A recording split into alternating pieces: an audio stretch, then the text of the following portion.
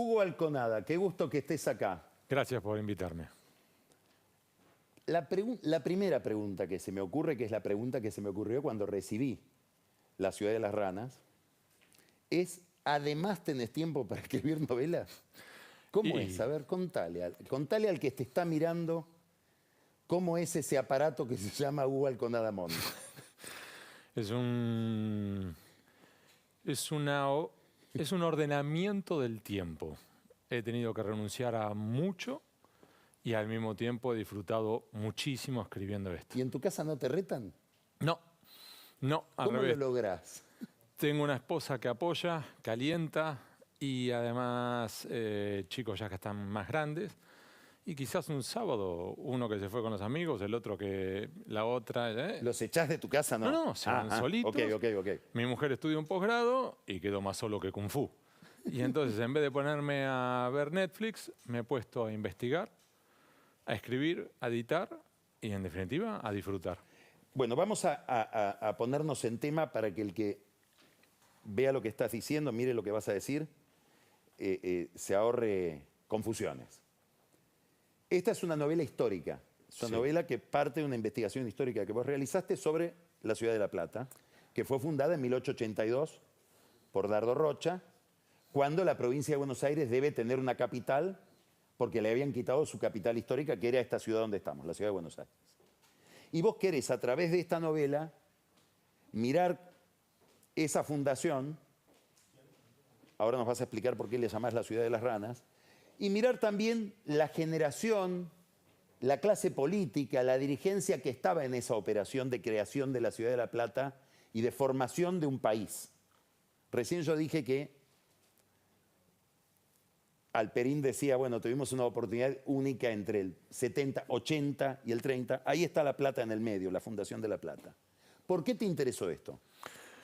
Porque contar La Plata era una forma de contar una generación, la generación del 80, contar también el nacimiento de una nación, de un Estado, y en parte también entendernos a nosotros mismos. Esto que hablabas antes, ese fue un periodo fundacional para nuestro país, tanto por sus luces como por sus vicios. Sus luces es el periodo histórico en el cual está la ley 1420, que establece la educación pública laica, gratuita, para toda persona que pisara el territorio argentino. Y al mismo tiempo sus vicios, vicios que a medida que iba hurgando en el Archivo General de la Nación, Archivo Histórico Provincial, el Archivo de la Masonería, de todo, ibas encontrando múltiples vicios con enormes reminiscencias hoy. Desde... Espera que ya te traigo de nuevo el tema. La masonería, dijiste. Sí. Dicen que si uno mira el plano de La Plata, en las diagonales hay una escuadra y un compás. Sí. ¿Qué es eso?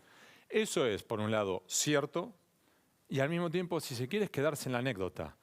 Porque es cierto que, por ejemplo, en el departamento de ingenieros que levantó la ciudad de La Plata, al menos 29 de los 36 ingenieros profesionales eran masones. Y digo al menos porque se pueden verificar 29. Ahora, no podemos descartar que los otros 7 también. Al mismo tiempo, lo importante no era tanto el diseño por la escuadra y el compás, sino lo que quisieron plantar en la ciudad. Es decir, qué conceptos había, tanto desde lo urbanístico, sí, el higienismo, que incluso durante la pandemia usufructuamos mucho de esos conceptos. ¿Te acordás, por ejemplo, Carlos, vos que naciste en La Plata? Este momento en el cual, por ejemplo, no podíamos estar en ningún lugar salvo que fuera un espacio abierto y en lo posible verde. Vos sabés, igual que yo, que en la ciudad de La Plata, donde pisás la vereda, no importa en qué dirección vayas, en menos de 6 cuadras tenés una plaza o un parque. Entonces, 140 años después, teníamos un beneficio de un diseño conceptual. Ahora, ¿eso de dónde vino? Eso viene, a su vez, de toda una generación que venía de sufrir la epidemia de fiebre amarilla de 1871. Entonces dicen, ya vivimos los padecimientos de tener calles angostas, pésimo sistema, por ejemplo, de recolección de residuos. Los cuerpos no se enterraban. Como máximo se le tiraba un par de palazos de tierra arriba y ya está. Entonces, uno de los primeros conceptos que hay en la ciudad de La Plata incluso es cómo nos ubicamos con respecto a los vientos, dónde ubicamos incluso el cementerio. Entonces, bueno, por fuera del casco urbano, en extramuros. Es decir, hay todo un diseño. Y al mismo tiempo, una de las primeras decisiones que toman en la ciudad de La Plata, más allá de los palacios, más allá de los edificios públicos, era levantar escuelas. Entonces, en un momento en el cual ya teníamos un enorme impulso de la inmigración, donde llegamos en aquel periodo histórico a tener un 30% de inmigrantes. De hecho, señor o señora que nos está viendo ahora, en la ciudad de La Plata, el primer censo dio 10.400 personas, de las cuales el 40% era italiano, 20% español, 20% todo lo que quieras, Carlos, todo, ingleses, franceses, polacos, Ya estamos en el rusos. 70. Estamos hablando ya en La Plata. Del 70%, digo. Sí, sí.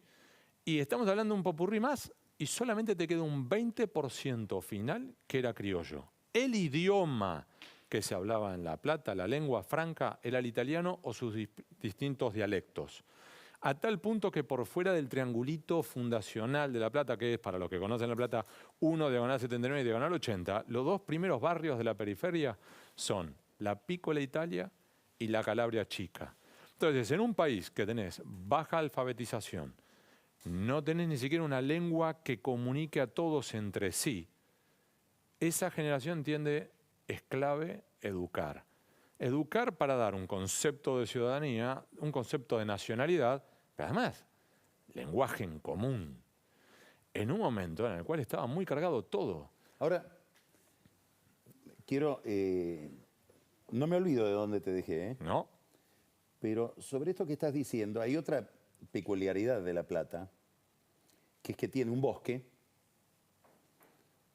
que la rodea, digamos, en uno de sus márgenes, y en ese bosque está el Colegio Nacional, la universidad, el Museo de Ciencias Naturales, un observatorio astronómico. Es el lugar de la ciencia, es el lugar de la racionalidad, digamos, concentrada en la ciencia. Vos estás mirando eso, 1882.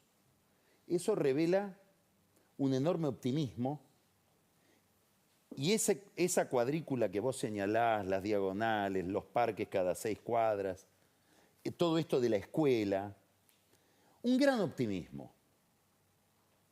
Cuando ves esa ciudad y comparás con tu trabajo de hoy, tu trabajo, Hugo Alconada, que está tan ligado a cosas escabrosas. A las cloacas. ¿Qué te dice? ¿Conectás? Un sueño trunco.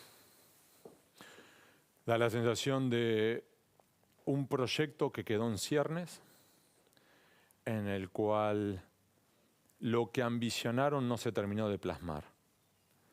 Por supuesto que no podemos quedar otra vez en lo coyuntural de aquel momento, que era Dardo Rocha funda esta ciudad, la levanta como su forma de trampolín electoral. Él quería ser presidente y esta era su forma de decir, miren, soy un hacedor. No se hacía, en aquellos tiempos no se hablaba de un emprendedor. Soy un hacedor. Y entonces la idea de él era, miren de lo que soy, Buenos Aires. Gobernador de la provincia de Buenos Aires, miren de lo que soy capaz, así como he levantado esta ciudad en un par de años y la he logrado llevar a un punto de excelencia, esto mismo puedo hacer con la nación. Pero esto es quedarse, si querés, en Dardo Rocha. Ahora, si vamos más allá, lo que vemos es también un concepto que quedó trunco. Esta idea de potenciar la ciencia, potenciar la educación. De hecho, la primera facultad que se desarrolla en la proto-universidad, primero provincial y luego nacional, es la Facultad de Agronomía. Y era la idea de decir, a ver, ¿cómo desarrollamos un modelo? Que podés estar de acuerdo o no, el modelo agroexportador, con todo el contexto del régimen oligárquico conservador que te privaba de derechos laborales, sociales, políticos. O sea, también tenía sus bemoles. Pero la idea es de un Estado y de un proyecto trunco. Te lo digo de otro modo. Yo creo que si hoy, por el motivo que fuere, lográramos resucitarlo a Domingo Faustino Sarmiento, yo creo que pide un martillo y se empieza a martillar los dedos al ver lo que estamos haciendo. Lo que hemos hecho con la educación y lo que hemos hecho con muchas otras aristas de nuestro país. Esto que mencionaste antes. Este mejunje, por un lado, entre jueces, fiscales, empresarios, tratando de complotarse para tratar de ocultar información. Sí, pero esto es una forma de verlo. Y también está lo otro que vos decías. Y esto sale a la luz gracias a un hackeo ilegal, un espionaje ilegal. Con lo cual, esto es patético y esto otro también. Y a su vez esto, ¿quién lo va a investigar? ¿Quiénes? Lo mismo que habitualmente en Comodoro Pi se dedican a encubrir, no a investigar. Porque recordemos a su vez que en Comodoro Pi, según estadísticas oficiales, solamente se llega al estadio de una sentencia y eventualmente una condena entre el 1 y el 2% de los casos de corrupción que se investigan. O sea que lo habitual en Comodoro Pi Es zafar. es la impunidad. Entonces, otra vez, volvemos al punto anterior. A mí me lo dijo un fiscal general una vez, muy cínico y muy divertido. Me dice, mira, este instrumento fue hecho para zafar, hablando de Comodoro Pi. Es Si que, lo querés usar para sancionar, no sirve. Es como que uses es que demos un el paso cuchillo en lugar de la adicional. cuchara. Demos un paso adicional, Carlos. Comodoro Pi, a su vez, no se puede explicar sin el Consejo de la Magistratura. Un órgano que, a su vez, a aquellos jueces que quieren investigar, los someten a una investigación, los hacen pasar por el desierto, los hacen sufrir durante meses, años, y eventualmente los pueden sancionar, si no es con la destitución, por lo menos con la quita o merma salarial.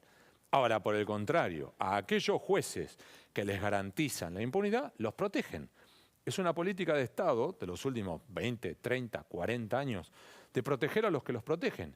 Y así es como Norberto Yarvide o también otro juez que vos mencionaste, Rodolfo Canicova Corral, se fueron a sus casas tranquilísimos, protegidos por ambos grupos. Porque, por ejemplo, a Rodolfo Canicova Corral terminó yéndose a su casa tranquilo y a fumarse un habano tras conseguir los votos del kirchnerismo y del Tano Angelici, que votaron juntos. Entonces, en teoría se pelean, en la práctica hay un contubernio. Vos dijiste, la generación del 80, la clase política que está reflejada con sus luces y sus sombras. ¿De qué sombras hablas?